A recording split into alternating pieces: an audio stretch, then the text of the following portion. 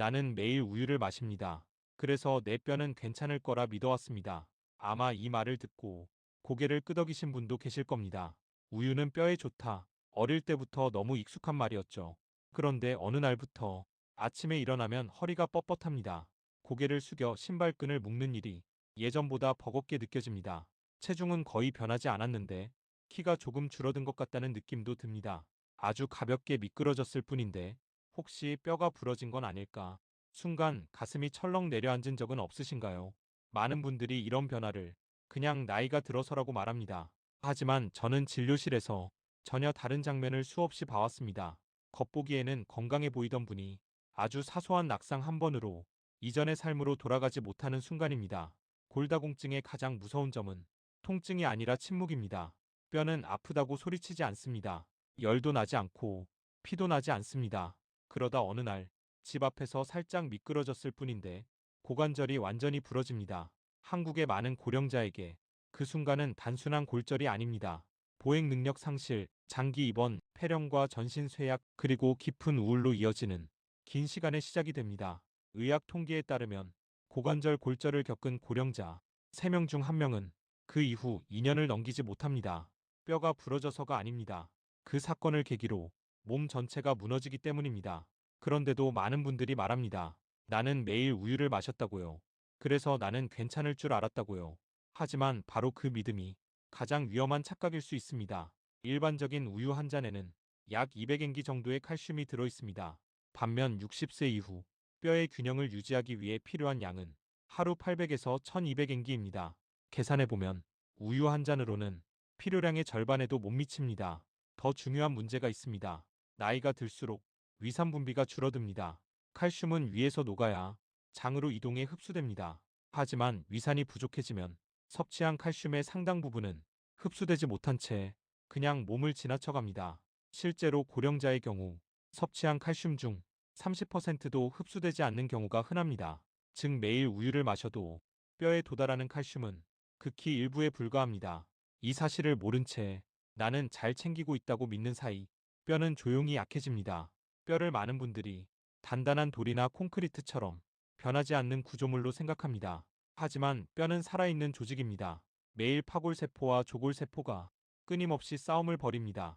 낡은 뼈를 허무는 세포와 새 뼈를 만드는 세포가 균형을 이루며 뼈를 유지합니다. 젊을 때는 이 균형이 유지됩니다. 하지만 대략 60세 전후부터 이 균형은 서서히 무너집니다. 파골작용이 더 빨라지고 조골작용은 느려집니다. 특히 여성의 경우 폐경 이후 뼈를 보호하던 호르몬이 급격히 줄어들면서 뼈는 훨씬 빠른 속도로 약해집니다. 문제는 이 모든 과정이 통증 없이 진행된다는 점입니다. 몸은 이미 구조적으로 약해졌는데 우리는 아무 신호도 받지 못합니다. 그래서 골다공증은 발견되는 순간 이미 늦은 경우가 많습니다. 병원에 오시는 많은 분들이 이렇게 묻습니다. 선생님, 크게 넘어지지도 않았는데 왜 이렇게 쉽게 부러졌나요? 그 답은 단순합니다. 넘어지기 훨씬 전부터 뼈는 이미 약해져 있었기 때문입니다. 오늘 이 이야기를 시작한 이유는 불안을 주기 위해서가 아닙니다. 오히려 반대입니다. 뼈는 정해진 운명이 아닙니다. 우유 한 잔으로는 부족하다는 사실을 지금이라도 정확히 이해한다면 우리는 방향을 바꿀 수 있습니다. 뼈는 우리가 수십 년 동안 어떻게 먹고, 어떻게 움직이고, 어떻게 생활해 왔는지를 정직하게 반영할 뿐입니다. 이제부터 중요한 질문은 이것입니다. 왜 충분히 먹고 있다고 생각했는데도 뼈는 약해졌을까요? 그리고 약에만 의존하지 않고 스스로 뼈를 지키는 방법은 정말 없는 걸까요? 다음 이야기에서는 뼈가 약해지는 진짜 메커니즘과 많은 사람들이 놓치고 있는 결정적인 한 가지를 분명하게 짚어보겠습니다. 지금 느끼는 허리의 뻣뻣함, 키가 줄어든 느낌, 낙상에 대한 막연한 두려움은 결코 우연이 아닐 수 있습니다. 이 신호를 지금 알아차리는 것이 가장 중요합니다.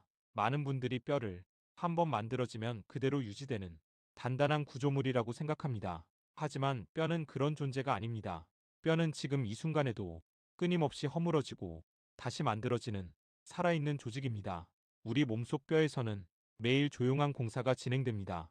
오래되고 약해진 뼈를 없애는 세포, 파골세포가 있고 새로운 뼈를 만드는 세포, 조골세포가 있습니다. 젊을 때는 이 두 세포의 힘이 균형을 이룹니다. 낡은 뼈를 허물면 그 자리에 곧바로 새로운 뼈가 채워집니다. 마치 오래된 집을 고치면서도 기둥과 벽을 계속 보강하는 것과 같습니다. 하지만 나이가 들면 이 균형이 서서히 깨지기 시작합니다. 대략 60세를 전후로 파골세포의 속도가 조골세포보다 빨라집니다. 허무는 속도는 빨라지고 쌓아 올리는 속도는 느려집니다. 겉으로는 아무 일도 없어 보이지만 뼈 속에서는 조금씩 구멍이 늘어나고 구조가 얇아집니다. 특히 여성에게 이 변화는 훨씬 더 급격합니다. 폐경 이후 에스트로겐이라는 호르몬이 급격히 줄어듭니다. 이 호르몬은 뼈가 과도하게 깎이지 않도록 브레이크 역할을 하던 존재입니다. 그 브레이크가 사라지면 파골세포는 제동장치 없는 기차처럼 매일 뼈를 깎아내기 시작합니다.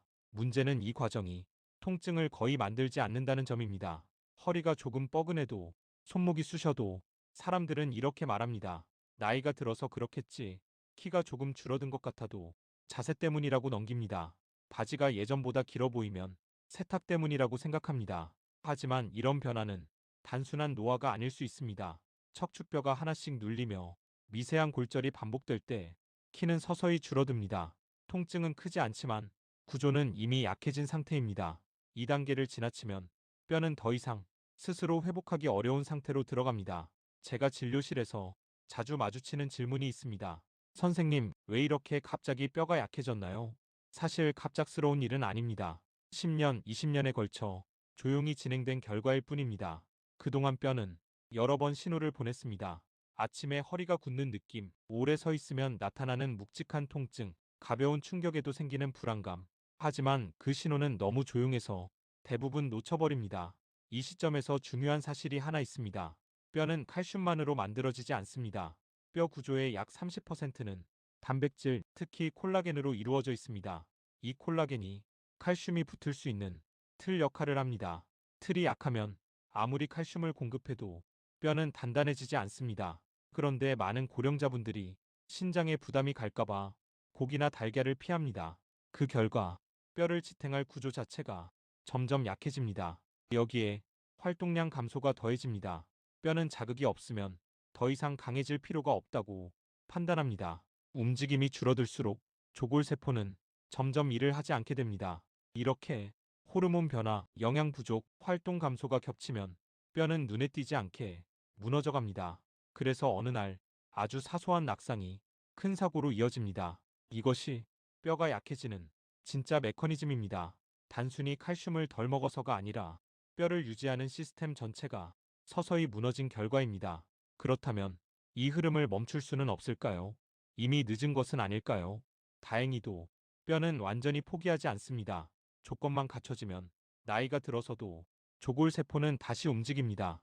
다음 이야기에서는 왜 칼슘을 먹고도 뼈가 좋아지지 않는지, 그리고 많은 사람들이 계속 놓치고 있는 핵심 원인을 구체적으로 짚어보겠습니다. 지금 느끼는 작은 불편함이 아직은 되돌릴 수 있는 마지막 신호일지도 모릅니다. 많은 분들이 이렇게 말합니다. 나는 칼슘을 잘 챙겨 먹고 있다고요. 우유도 마시고 필요하면 보충제도 먹습니다. 그런데 검사 결과를 보면 골밀도는 계속 떨어져 있습니다. 이때 가장 많이 나오는 말이 있습니다. 도대체 왜 그런 거냐는 질문입니다. 답은 의외로 단순합니다. 칼슘을 먹는 것과 칼슘이 뼈에 쓰이는 것은 전혀 다른 문제이기 때문입니다. 우리 몸은 먹은 것을 그대로 쓰지 않습니다. 섭취, 흡수, 이용, 그리고 배출까지 모든 단계를 거쳐야 비로소 뼈에 도달합니다. 이 중 어느 하나라도 막히면 아무리 열심히 먹어도 결과는 달라지지 않습니다. 첫 번째 문제는 흡수입니다. 나이가 들수록 위산 분비는 줄어듭니다.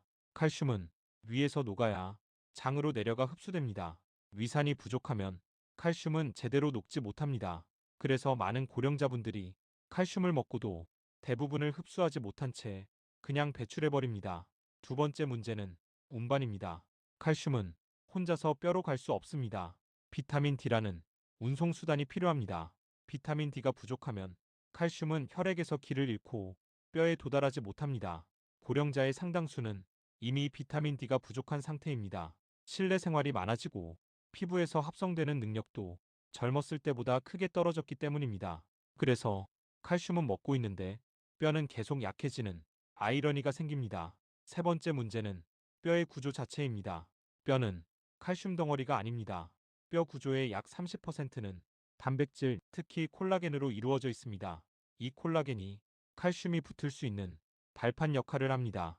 단백질이 부족하면 아무리 칼슘을 공급해도 뼈는 속이 빈 스펀지처럼 됩니다. 많은 고령자분들이 신장이나 소화를 걱정해 단백질 섭취를 지나치게 줄입니다. 그 결과 칼슘이 머물 자리가 사라집니다. 네 번째 문제는 우리가 무심코 반복하는 습관입니다. 짠 음식입니다. 나트륨을 배출하는 과정에서 신장은 칼슘도 함께 내보냅니다. 국물 위주의 식사, 짜게 먹는 김치와 젓갈만으로도 하루 칼슘 손실은 눈에 띄게 늘어납니다. 커피도 마찬가지입니다. 하루 한두 잔은 괜찮지만 3잔 이상이 되면 칼슘 흡수 통로가 일시적으로 막힙니다. 탄산음료는 더 직접적입니다. 인산 성분이 혈중 칼슘 균형을 깨뜨려 몸이 뼈에서 칼슘을 끌어다 쓰게 만듭니다. 이렇게 먹는 칼슘보다 빠져나가는 칼슘이 많아지면 뼈는 점점 얇아집니다. 다섯 번째 문제는 움직임 부족입니다. 뼈는 자극이 있어야 강해집니다. 근육이 수축하며 뼈를 당길 때 조골세포는 활성화됩니다. 하지만 활동량이 줄어들면 뼈는 이렇게 판단합니다. 더 이상 강해질 필요가 없다고요. 그래서 움직이지 않는 뼈는 빠르게 약해집니다. 정리해보면 칼슘이 부족해서가 아니라 칼슘이 뼈에 도달하지 못하고 머물지 못하고 계속 빠져나가기 때문에 문제가 생기는 것입니다. 이 모든 조건이 겹치면 사람들은 이렇게 말합니다. 나는 분명히 잘 챙겼는데 왜 결과가 이럴까? 사실 잘못된 것은 노력이 아니라 방향이었을 가능성이 큽니다. 뼈 건강은 한 가지 영양소로 해결되지 않습니다. 흡수 환경, 운반 시스템, 구조적 토대, 그리고 생활 습관이 함께 맞물려야 합니다. 이제 중요한 질문이 남습니다. 그렇다면 우유 말고 정말로 뼈가 좋아하는 음식은 무엇일까요? 그리고 같은 칼슘이라도 왜 어떤 음식은 효과가 있고 어떤 음식은 그렇지 않을까요? 다음 이야기에서는 일상 식탁에서 우유보다 더 강력하게 뼈를 살리는 음식들을 구체적으로 살펴보겠습니다. 지금까지 해온 노력이 헛수고가 아니도록 방향을 다시 잡아야 할 때입니다. 뼈를 위해 가장 많이 듣는 말은 우유를 마셔야 한다는 이야기입니다. 하지만 실제 진료 현장에서 보면 우유를 꾸준히 마셨음에도 뼈가 약해진 분들이 훨씬 많습니다. 이 지점에서 질문을 바꿔야 합니다. 칼슘이 많은 음식이 아니라 뼈가 실제로 받아들이는 음식은 무엇일까 하는 질문입니다. 제가 진료실에서 가장 먼저 식단에 넣도록 권하는 것은 멸치입니다. 멸치는 오래전부터 칼슘의 상징처럼 여겨졌지만 많은 분들이 씹기 어렵고 짜다는 이유로 충분히 먹지 못합니다. 그래서 저는 멸치를 가루로 만들어 섭취하는 방법을 권합니다. 멸치를 곱게 갈면 소화효소와 닿는 면적이 크게 늘어나 흡수 효율이 높아집니다. 멸치에는 우유보다 훨씬 많은 칼슘이 들어있고 마그네슘도 함께 들어있습니다. 이 마그네슘은 칼슘이 혈관에 쌓이지 않고 뼈로 들어가도록 도와주는 역할을 합니다. 밥에 멸치가루를 한두 숟갈만 섞어도 뼈에는 분명한 변화가 나타납니다. 다음으로 강조하는 음식은 케일입니다. 많은 분들이 시금치를 떠올리지만 시금치는 칼슘 흡수율이 매우 낮습니다. 반면 케일은 칼슘 흡수율이 훨씬 높고 비타민 K도 풍부합니다. 이 비타민 K는 칼슘이 뼈에 제대로 붙도록 도와주는 역할을 합니다. 칼슘이 혈액 속을 떠돌지 않고 뼈에 정착하도록 만드는 중요한 요소입니다. 케일은 살짝 데쳐 들기름이나 들깨가루와 함께 먹으면 흡수율이 더 좋아집니다. 뼈는 지방과 함께 들어오는 영양소를 더 잘 활용합니다. 세 번째로 많은 분들이 의외로 피하는 음식이 치즈입니다. 살이 찔까봐 짜서 안 좋을 것 같아서 멀리하는 경우가 많습니다. 하지만 치즈는 우유보다 훨씬 농축된 형태로 칼슘을 제공합니다. 발효 과정 덕분에 칼슘이 더 쉽게 흡수되고 단백질 구조도 뼈에 유리하게 바뀝니다. 하루 한 조각 정도의 칼슘 강화 치즈는 우유 몇 잔보다 효과적일 수 있습니다. 다만 양은 많지 않게 짠 음식과 겹치지 않게 섭취하는 것이 중요합니다. 네 번째는 칼슘 강화 두유입니다. 유당이 맞지 않거나 우유를 마시면 속이 불편한 분들에게 아주 좋은 선택입니다. 일반 두유는 칼슘이 부족하지만 강화된 제품은 우유와 비슷한 수준의 칼슘을 제공합니다. 게다가 콩에 들어있는 성분은 폐경 이후 여성이 골 손실 속도를 완만하게 만드는 데 도움을 줍니다. 아침에 마시는 커피 대신 따뜻한 두유 한 컵으로 바꾸는 것만으로도 뼈에는 큰 이득이 됩니다. 다섯 번째로 꼭 짚고 싶은 음식은 칼슘 강화 두부입니다. 두부는 씹기 쉽고 소화 부담이 적어 고령자에게 매우 적합합니다. 단백질과 칼슘을 동시에 공급해 뼈의 구조와 재료를 함께 채워줍니다. 비타민C가 풍부한 채소와 함께 먹으면 칼슘 흡수는 더 좋아집니다. 제가 자주 권하는 식사는 두부와 버섯을 넣은 국입니다. 여기에 들깨가루를 더하면 뼈와 근육을 동시에 도울 수 있습니다. 이 음식들의 공통점은 칼슘만 많다는 것이 아닙니다. 칼슘이 뼈로 가는 길을 함께 만들어준다는 점입니다. 뼈는 벽돌만으로 세워지지 않습니다. 기둥이 필요하고 시멘트가 필요하고 그것을 유지하는 힘이 필요합니다. 그래서 무엇을 먹느냐만큼 어떻게 먹느냐가 중요합니다. 같은 칼슘이라도 조합과 방식에 따라 전혀 다른 결과를 만듭니다. 이제 남은 질문은 이것입니다. 이렇게 좋은 음식을 먹어도 왜 어떤 사람은 효과를 보고 어떤 사람은 그렇지 않을까요? 그 차이를 만드는 것은 흡수 환경과 생활 방식입니다. 다음 이야기에서는 칼슘이 실제로 뼈에 도달하게 만드는 마지막 조건들을 하나씩 정리해 보겠습니다. 이 퍼즐을 맞추지 않으면 아무리 좋은 음식을 먹어도 결과는 달라지지 않습니다. 앞에서 말씀드린 음식들을 아무리 잘 챙겨 먹어도 결과가 달라지지 않는 분들이 있습니다. 그 이유는 단 하나입니다. 칼슘이 뼈에 도달하지 못하는 환경이 그대로 남아있기 때문입니다. 뼈 건강의 마지막 열쇠는 무엇을 먹느냐가 아니라 어떻게 흡수하고 어떻게 유지하느냐에 있습니다. 그 중심에 있는 것이 비타민 D입니다. 비타민 D는 칼슘을 장에서 혈액으로, 혈액에서 뼈로 운반하는 유일한 통로입니다. 이 통로가 막히면 칼슘은 아무리 많아도 쓸모가 없습니다. 고령자의 상당수는 이미 비타민 D가 부족한 상태입니다. 피부에서 합성되는 능력이 젊을 때보다 크게 줄어들고 실내 생활이 많아지기 때문입니다. 창가에 앉아 햇빛을 쬐는 것만으로는 충분하지 않습니다. 창문은 비타민 D 합성에 필요한 자외선을 대부분 막아버립니다. 가장 효과적인 시간은 아침 9시에서 11시 사이입니다. 이 시간대에 팔이나 얼굴을 15분에서 20분 정도 직접 햇빛에 노출시키는 것만으로도 뼈에는 큰 도움이 됩니다. 이것은 가장 간단하면서도 가장 강력한 처방입니다. 다음은 칼슘이 잘 녹을 수 있는 환경입니다. 나이가 들수록 위산 분비는 줄어듭니다. 위산이 부족하면 칼슘은 녹지 못하고 흡수되지 못합니다. 이때 도움이 되는 방법은 아주 간단합니다. 칼슘이 풍부한 음식과 함께 약간의 산성 환경을 만들어주는 것입니다. 식사할 때 레몬즙 몇 방울 또는 사과 식초를 소량 더하는 것만으로도 칼슘 용해도는 눈에 띄게 좋아집니다. 치즈나 두부를 토마토, 채소와 함께 먹는 것도 같은 원리입니다. 다음으로 중요한 것은 단백질입니다. 뼈는 칼슘만으로 단단해지지 않습니다. 뼈 구조의 기반은 콜라겐이고 이 콜라겐은 단백질로 만들어집니다. 아침 식사에 달걀, 두부, 적당한 단백질을 반드시 포함해야 하는 이유입니다. 단백질은 뼈를 지탱할 뿐 아니라 근력을 유지해 낙상 위험을 줄입니다. 고령자의 골절은 대부분 낙상에서 시작됩니다. 뼈를 지키는 일은 곧 넘어지지 않는 몸을 만드는 일입니다. 하지만 아무리 잘 보충해도 뼈를 갉아먹는 습관이 그대로라면 모든 노력은 무산됩니다. 가장 대표적인 것이 짠 음식입니다. 나트륨을 배출하는 과정에서 칼슘도 함께 빠져나갑니다. 국물 양을 줄이고 조금 싱겁게 먹는 것만으로도 하루 칼슘 손실은 크게 줄어듭니다. 커피 역시 조절이 필요합니다. 하루 한 잔은 괜찮지만 세 잔을 넘기면 칼슘 흡수는 눈에 띄게 떨어집니다. 탄산음료는 가능하면 피하는 것이 좋습니다. 인산 성분이 혈중 칼슘 균형을 깨뜨려 몸이 뼈에서 칼슘을 뺏쓰게 만들기 때문입니다. 마지막으로 운동입니다. 뼈는 자극을 받아야 강해집니다.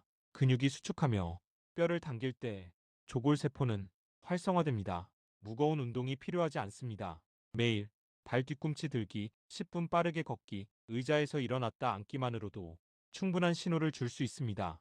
뼈는 우리가 보내는 메시지에 정직하게 반응합니다. 움직이면 강해지고 움직이지 않으면 약해집니다. 이 모든 조건이 함께 맞춰질 때 식사는 치료가 됩니다. 아침은 단백질과 비타민 D 흡수가 가장 잘 되는 시간입니다. 달걀, 두부, 칼슘 강화 두유 한 컵이면 하루의 기초가 만들어집니다. 점심에는 멸치가루, 케일 같은 채소로 손실된 칼슘을 보충합니다. 저녁은 가볍지만 두부와 버섯, 들깨가루로 수면 중 뼈 재생을 돕습니다. 30년 넘게 진료를 하며 제가 가장 자주 듣는 말은 이것입니다. 선생님, 몸이 다시 믿을만해진 것 같아요. 허리가 덜 굽고 계단을 내려갈 때 덜 무섭다고 말합니다. 뼈는 나이를 배신하지 않습니다. 다만 우리가 수년 동안 몸을 어떻게 대했는지를 그대로 보여줄 뿐입니다. 그리고 중요한 사실 하나, 뼈는 회복하기에 결코 늦지 않습니다. 70세, 80세 그 이후라도 조골세포는 여전히 존재합니다. 조건만 맞으면 다시 움직입니다.